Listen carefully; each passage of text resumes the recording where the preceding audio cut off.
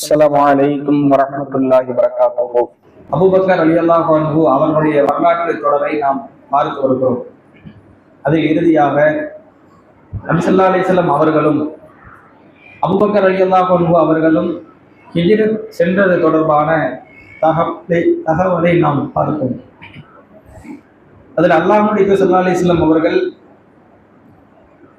யார் என்று கேட்கப்படும் போது என் வழிகாட்டி என்று தன் அறிவு திறமையை வெளிப்படுத்தி அபூபக்கர் ரலியல்லாஹு அன்ஹு அவர்கள் நபி ஸல்லல்லாஹு அலைஹி வஸல்லம் அவர்களை காப்பாற்றினார்கள் என்ற செய்தியை நாம் பார்த்தோம். அதைத் தொடர்ந்து அவருடைய பயணம் இன்னும் தொடர்ந்து கொண்டே இருக்கிறது. இப்போ இவங்க பயணம் போகும்போது கடலுக்கு அருகில் அந்த பாதையாக தேர்வு செய்து போறாங்க, கடலோர பகுதியிலே போறாங்க.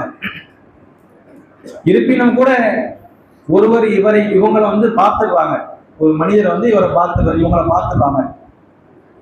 இப்ப இந்த தகவலை குறைஷில உள்ள அந்த மக்களிடத்தில் அவங்க ஆல்ரெடி பரிசு தொகையை அறிவிச்சு வெயிட் பண்ணிட்டு இருக்கிறாங்க. அப்ப அந்த சபையில இவர் என்ன செய்யறாருன்னா, சுராகா பின் மாலிக் என்று சொல்லக்கூடிய ஒருவரை அழைத்து இந்த மாதிரி கடலோர பகுதியில சில பேர் போறாங்க, அநேகமா அவங்க முகமதும் அவங்களுடைய தோழருமா தான் இருக்க வாய்ப்பு உண்டு, அதனால நீங்க என்ன செய்யணும், அந்த பக்கம் போனீங்கன்னா பிடிச்சிடலாம் அப்படிங்கிற தகவலை தெரிவிச்சுட்டாங்க. உடனே இவர் என்ன செய்யறாரு, தன் வீட்டுக்கு போய் தன் வீட்டில் உள்ள வாகனத்தை எடுத்துட்டு அதே போல சில அம்புகளையும் எடுத்துக்கிறாரு. அம்புகள்னா வில்லு உரத்துக்காக வேண்டிய அம்பு, ஆனா இவர் அதோட சேர்த்து குறிபாக்குறதுக்கு அம்பு எடுத்துக்கிறாரு.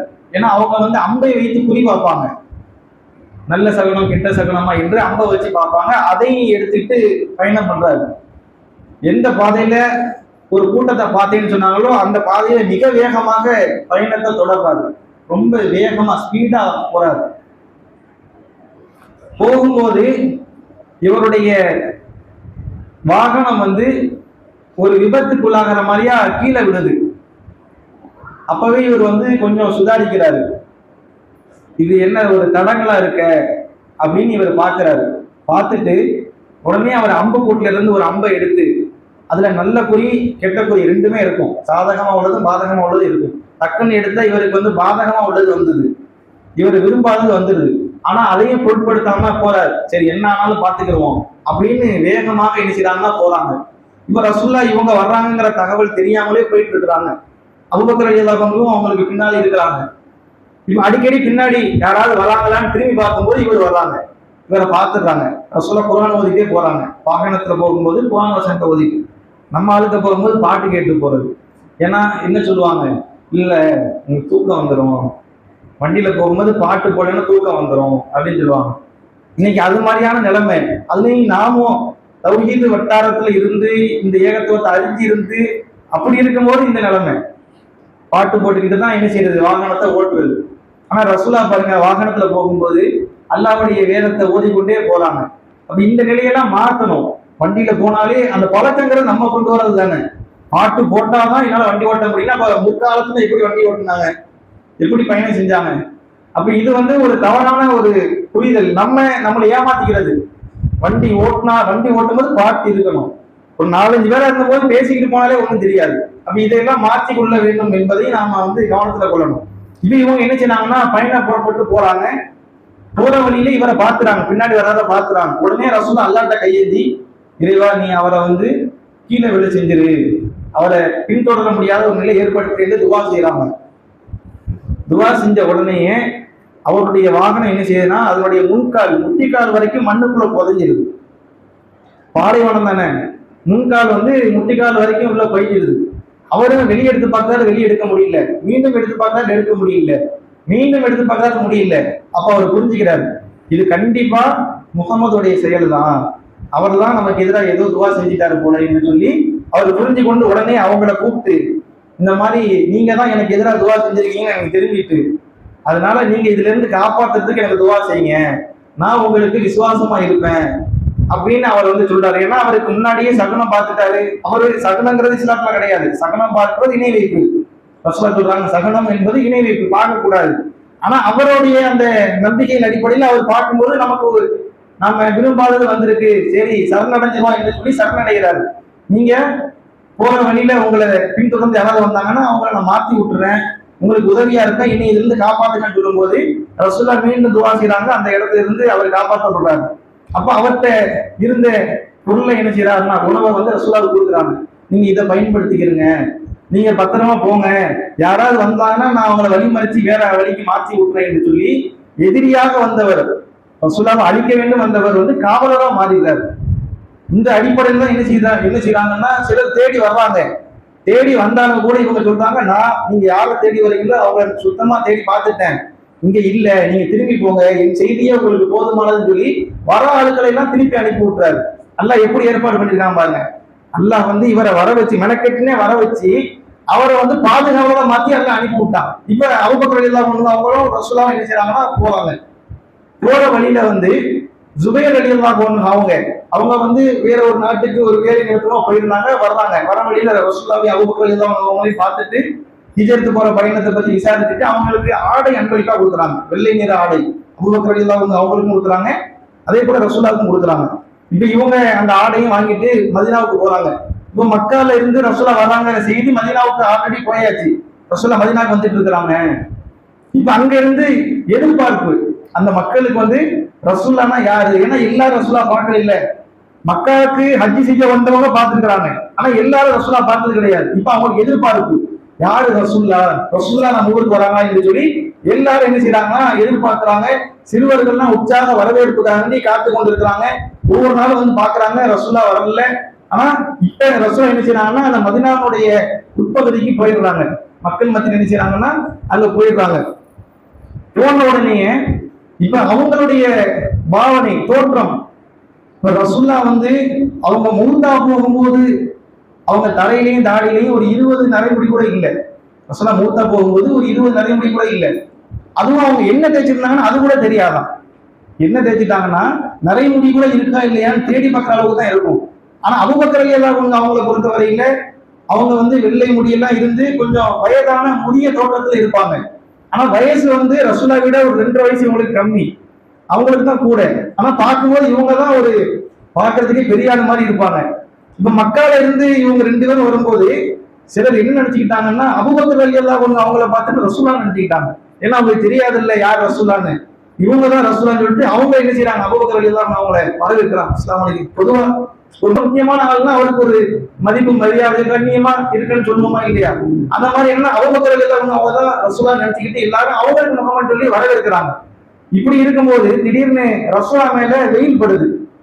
உடனே அபூபக்கர் ரலியல்லாஹு அன்ஹு என்ன செய்யறாங்கன்னா அந்த நேரத்துல ஒரு நிழல் இடுவதற்காக துணியை கொண்டு போய் ரசூலாவுக்கு நிழல் இடுவாங்க. இதை பார்க்கும்போது தான் மக்களுக்கு தெரியுது, ஆக நம்ம தப்பா நினைச்சிட்டோம், இவங்க ரசூலா கிடையாது, இவங்க அபூபக்கர் அவங்க தான் ரசூலாங்கிற தகவல் அப்பதான் தெரியுது. அப்ப இது என்னன்னா இவங்க ரசூலானா யாருமே தெரியாம வரவேற்கிறாங்க. எப்படிப்பட்ட மக்கள் பாருங்க. அதனாலதான் ரசூலா வந்து மதீனா வாசிகளுக்கு வந்து அதிகமாக என்ன செய்வாங்கன்னா சிபாரிசு செய்வாங்க. மதீனா வாசிகளை வந்து ரொம்ப இவங்க வந்து இஸ்லாத்துக்காண்டி அவ்வளவு அவங்களுக்கு பேரை எப்படி வச்சுட்டாங்கன்னா அன்சாரிகள் வச்சுட்டாங்க. அன்சாரிகள்னா உதவியாளர்கள், கரம் கொடுக்கக்கூடியவங்க, உதவி செய்யக்கூடியவங்க. மக்கால இருந்து சொத்து பத்து எல்லாத்தையும் விட்டுட்டு வெறுங்கையோட வந்தவங்களுக்கு என் சொத்துல பாதி எல்லாத்துலயும் பாதி நீங்களே இங்க ஆட்சி செய்யுங்க அப்படின்னு எல்லாத்தையும் விட்டு கொடுக்குறாங்க. அவங்களுக்கு யாரு என்ன விவரங்கள்லாம் பெருசா தெரியாது. இப்ப திடீர்னு ஒரு ஆள் நம்ம கூட வந்துட்டு இனிமே இவர் உங்க வீட்டுல தான் இருப்பாரு, உங்க சகோதரர் ஆக்கிக்கணும், நம்ம என்னமா ஏத்துக்குருவோமா, யார் என்னன்னே தெரியல, இவரை சகோதராக்கிறதா இப்படி நம்ம சொல்லுவோம். ஆனா ரசூலா என்ன செஞ்சாங்க தெரியுமா, மக்கால இருந்து வந்தவங்களை மதீனால உள்ளவங்களுக்கு வந்து பிரிச்சு விட்டாங்க. நீங்க இவரை உங்க வீட்டுக்கு எடுத்துட்டு போங்க, நீங்க இவர் உங்க வீட்டுக்கு எடுத்துட்டு போங்க, நீங்க 2 பேரும் சகோதரர் என்று சகோதரப்படுத்தி விட்டாங்க. நீங்க உங்க வீட்டுல அப்படின்னு பிரிச்சு விட்டுட்டாங்க. அவங்களும் என்ன செஞ்சாங்க, அதை ஏற்றுக்கொண்டு அவங்க வீட்டுக்கு கூட்டு போய் அவங்கள வாங்கடா, நீங்க வாங்க, நீங்க எங்க வீட்டுக்கு வாங்க, எங்க வீட்டுக்கு வாங்க என்று சொல்லி ஒவ்வொருவரும் ஒவ்வொரு ஆளை செய்யறாங்க. வீட்டுக்கு கொண்டு போய் அவங்க தன் சகோதரனா பார்த்து அவங்களுக்கு சொத்துல பாதி பங்கு கொடுக்குறாங்க, அவங்களுக்கு தேவையான எல்லாத்தையுமே செஞ்சு கொடுக்குறாங்க. அந்த அளவுக்கு அவங்க வந்து இஸ்லாத்துக்காக வேண்டி இதெல்லாம் செய்யறாங்க. ஆள் பத்தெல்லாம் செய்யல. ரசூலா யாருமே தெரியாத போது இந்த அளவுக்கு அவங்க நேசிக்கிறாங்க.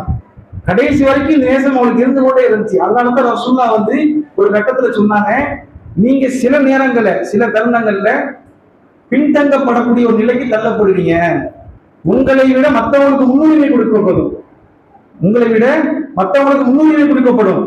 அப்ப நீங்க என்ன செய்யணும், பொறுமையா இருங்க. கவுல் கௌசர் தடாகம் அங்க நான் உங்களுக்காக வெயிட் பண்ணிக்கிட்டு இருப்பேன், அது வரைக்கும் நீங்க பொறுமையா இருங்கன்னு அன்சாரிகளை பார்த்து சொன்னாங்க. ஆட்சியாளர்களை பார்த்தீங்கன்னாலும் கூட அன்சாரிகள் இருந்து ஆட்சியாளர்களே வரல. எல்லா ஆட்சியாளர்களும் யார் வந்தாங்க? முஹாஜிர்கள். அபூபக்கர் ரலியல்லாஹு அன்ஹு அவங்க மக்காவாசி, அவங்க என்ன செஞ்சாங்கன்னா மக்கால இருந்து மதீனாவை ஆட்சி பண்ணாங்க. உமர் ரலியல்லாஹு அன்ஹு அவங்களும் மக்காவாசி, மக்கால இருந்து மதீனாவை ஆட்சி செஞ்சாங்க. உஸ்மான் ரலியல்லாஹு அன்ஹு அவங்களும் மக்காவாசி, மதீனாவை ஆட்சி செஞ்சாங்க. அலி ரலியல்லாஹு அன்ஹு, அந்த 4 கலீஃபா என்று சொல்லுவோமா இல்லையா, இவங்க எல்லாருமே மக்காவாசி. ஆனா இவங்க எல்லாரும் மதீனாவை ஆட்சி செஞ்சாங்க. அதுக்கு மதீனாவாசிகள் ஒத்துழைப்பு கொடுத்தாங்க. அவங்க ஆட்சி செய்யறதுக்கு அப்ஜெக்ஷன்லாம் தெரிவிக்கல. ஆரம்பத்துல கருத்து வேறுபாடு இருந்துச்சு, யார் ஆட்சி செய்யணும். ஆனா இவங்க தான் என்று முடிவானதுக்கு பிறகு அதை கட்டுப்போட்டு கேட்டு இருந்தாங்க. எங்க ஊர் ஆட்சி செய்யறதுக்கு நீ யாரு?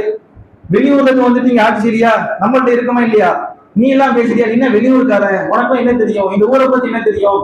அதே போல நம்ம நாட்டுல நடக்கிறது, தமிழ்நாட்டை தமிழன் தான் ஆளணும், தமிழன் தவிர வேற யாரும் ஆளக்கூடாது, இப்படி எல்லாம் சில பேச்சுக்கள் இருக்குமா இல்லையா? அது சரியா தப்பாங்கிறது வேற. இப்படி ஒரு பேச்சு இருக்கா இல்லையா? ஆனா அந்த பேச்சுக்கு கூட அன்சாரிகளிடத்தில் இடம் கொடுக்க முடியாத அளவுக்கு அவங்க நடந்து கொண்டாங்க. அப்படி பேச்சு வரும்போது கூட அதை சமாளிச்சு இல்ல நீங்களே இருங்க என்று சொன்னாங்க. இப்படி நீங்க பல நேரங்களை புறக்கணிக்கப்படும் போது பொறுமை காருங்கள் என்று சொல்லி அவங்க ரசூலா அவங்களுக்கு அறிவுரை சொன்னதை பார்க்கிறோம். அப்ப அந்த அடிப்படையில் இவங்க என்ன செய்யறாங்கன்னா, ரசூலுல்லாவுக்கு சம்மந்தம் இல்லை, வெளியூர்காரவா இருந்தாலும் வரவேற்கிறாங்க. ஆனா ரசூலுல்லாவுக்கு மக்கால இருந்து மதீனாவுக்கு சில உறவினர்களும் இருந்திருக்கிறாங்க. அப்ப அவங்க வரவேற்று ரசூலா என்ன செய்யறாங்கன்னா அங்கதான் கொஞ்ச நாள் என்ன செய்யறாங்க, தங்குறாங்க. அதுல ஆரம்பமாக ரசூலா மக்காவுடைய உட்பகுதிகள்லாம் போகல. அவங்க மதீனாவுடைய உட்பகுதிக்கு போகல, அவங்க எல்லையில என்ன செய்யறாங்கன்னா தங்குறாங்க. கிட்டத்தட்ட ஒரு 14 நாட்கள் தங்குறாங்க. அப்படி தங்கும் போது அங்க இறை வழிபாட்டில் ஈடுபடணுமா இல்லையா? அப்ப அங்க ஒரு பள்ளிவாசல் கட்டுறாங்க. அந்த பள்ளிவாசல் பேரு மஸ்ஜிதுல் குபா. அது ரசூலா கட்டின முதல் பள்ளிவாசல். மக்கா என்பது இப்ராஹிம் அலைஹிஸ்ஸலாம் காலத்துல இருந்து இருக்கு. ரசூல்லா முதலாக கட்டினது அப்படின்னா அது மஸ்ஜிதுல் குபா தான். மஸ்ஜிது நபவி அதுக்கப்புறம் கட்ட போகுது. மஸ்ஜிதுல் குபாவை ரசூலா கட்டுறாங்க. கட்டி என்ன செய்யறாங்கன்னா ஒரு 14 நாள் அங்க தங்குறாங்க. அங்கே இதே வழிபாட்டில் ஈடுபடுறாங்க. அதுக்கப்புறம் பனு நஜ்ஜார் என்று சொல்லக்கூடிய ஒரு கூட்டத்தார், ரசூலுல்லாவுடைய உறவுக்காரங்க, அவங்களுக்கு தகவல் சொல்லி மதீனாவுக்கு வந்தாச்சு, நீங்க இங்க அழைச்சிட்டு போங்க மதீனாவுக்குள்ள என்று சொல்லி ரசூலுல்லாஹ் அதுக்கப்புறம் என்ன செய்யறாங்கன்னா போறாங்க. அபூபக்கர் ரலியல்லாஹு அன்ஹு அவங்களும் அவங்களோட போறாங்க. இப்படி போகும்போதே அவங்க சொன்ன வார்த்தைகள் வரவேற்பு என்ன தெரியுமா? நீங்கள் அச்சமற்ற நிலையும் அதிகாரத்தோடும் உள்ளே வாங்க. நீங்க அச்சம் இல்லாத நிலையிலையும் அதிகாரத்தோடு வாங்க. ரசூலுல்லாஹ் மதீனாவுக்கு வரும்போதே அதிகாரத்தை கொடுத்துட்டாங்க. நீங்க தான் ஆட்சியாளர், நீங்க தான் அதிகாரம் உடையவங்க, நீங்க சொல்றதை நாங்க கட்டுப்பட்டு நடக்கிறோம் என்று சொல்லி அந்த நேரத்திலேயே அவங்க என்ன செய்யறாங்கன்னா அதிகாரத்தை கொடுத்து ரசூலுல்லாஹ் அங்க வழி அனுப்புறதை பார்க்கிறோம். இப்ப ரசூல் அங்க வந்ததுக்கு அப்புறம் என்ன செய்யறாங்க? மஸ்ஜித் நபவியை கட்டுறாங்க. அந்த தகவலும் நமக்கு தெரியும். அது தொடர்பான செய்திகள் நீண்ட அளவுக்கு நமக்கு வேண்டாம். அப்ப ரசூலுல்லாஹ்வோடு இவங்க என்ன செஞ்சுக்கிறாங்க? பயணம் புறப்பட்டு வந்திருக்காங்க என்பதை இந்த செய்தியை நாம பார்க்க முடிகிறது. இனி வரக்கூடிய நாட்கள்ல மதீனாவுக்கு வந்ததுக்கு பிறகு அபூபக்கர் ரலியல்லாஹு அன்ஹு அவங்களுடைய நிலைமை எப்படி இருந்துச்சு என்பதை இன்ஷா அல்லாஹ் அறிந்து கொள்வோம் என்று கூறி இந்த உரையை முடித்துக் கொள்கிறேன். அஸ்ஸலாமு அலைக்கும் வரஹ்மத்துல்லாஹி வபரகாத்துஹு.